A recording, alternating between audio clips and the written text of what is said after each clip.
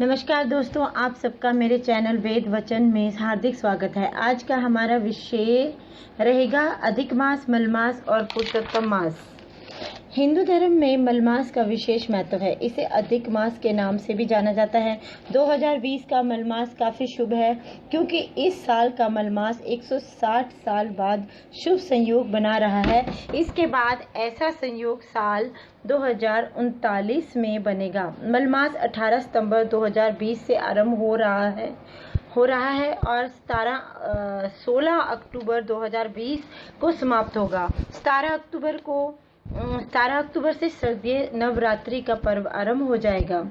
पंचांग गणना के अनुसार एक सौर वर्ष 365 दिन, 15 घटी, 31 पल और 30 विपल होता है, जबकि चंद्र वर्ष 354 दिन, 22 घटी, 1 पल और 23 विपल होता है।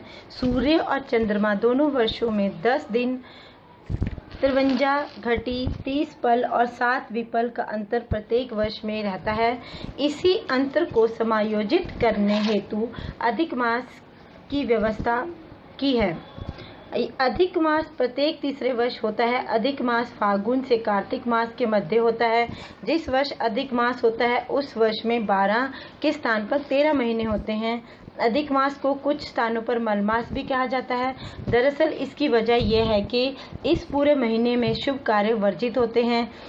पूरे महीने में सूर्य संक्रांति न होने के कारण ये महीना मलिन मान लिया जाता है। इस कारण लोग इसे मलमास भी कहते हैं। मलमास में विवाह, मुंडन, गृह प्रवेश आदि कोई भी शुभ कार्य नहीं किए जाते हैं।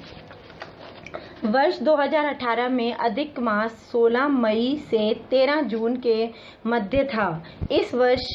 उस वर्ष में ज्येष्ठ मास की अधिकता थी, अर्थात उस वर्ष 2 ज्येष्ठ मास आए थे। हिंदू शास्त्रों में अधिक मास को बड़ा ही पवित्र माना गया है।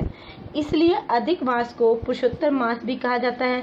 पुरुषोत्तम मास अर्थात भगवान पुरुषोत्तम का महीना।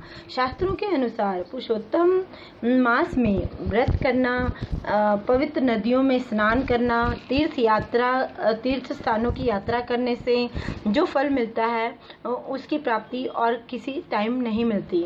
अधिक मास के अधिपति भगवान पुरुषोत्तम अर्थात भगवान विष्णु जी हैं। पुरुषोत्तम भगवान विष्णु जी का ही एक नाम है। इस अतिरिक्त मास का अधिपत्य बनने के लिए कोई भी देवता तैयार नहीं थे। ऐसे में ऋषि मुनियों ने भगवान विष्णु जी से आग्रह किया कि वे इस मास का भार अपने ऊपर लें। भगवान विष्णु जी ने इस आग्रह को स्वीकार कर लिया और ये मलमास के साथ पुरुषोत्तम मास भी बन गया। यूँ तो अधिक मास में कोई भी अशुभ कार्य करना वर्जित होता है, लेकिन कुछ ऐसे संस्कार हैं जिनको मलमास के दौरान भी संपन्न किए जा सकते हैं, जैसे कि गर्भधान, पुंसवन, सीमंत आदि संस्कार किए जा सकते हैं। इसके अलावा यदि किसी मांगलिक कार्य की शुरुआत की जा चुकी है और मलमास आ जाता है तो भी उस मांगलिक कार्य को पूरा किया जा सकता है। इस दौरान विवाह नहीं हो सकता, लेकिन युवक और युवतियों के रिश्ते देखे जा सकते हैं। मलमास के दौरान दान, पुण्य, पूजा पाठ और श्रीमद् भागवत कथा के लिए यह महीना पुरुषोत्तम पवित्र महीना माना जाता है। इस महीने में भक्ति की गंगा बहती है। देश भर में श्रीमद् भागवत कथा प्रसंगों की गूंज सुनाई देती है। इन दिनों भगवान विष्णु जी की पूजा तथा श्रीमद् भागवत कथा को सुनने सुनाने से विशेष फल प्राप्त होता है।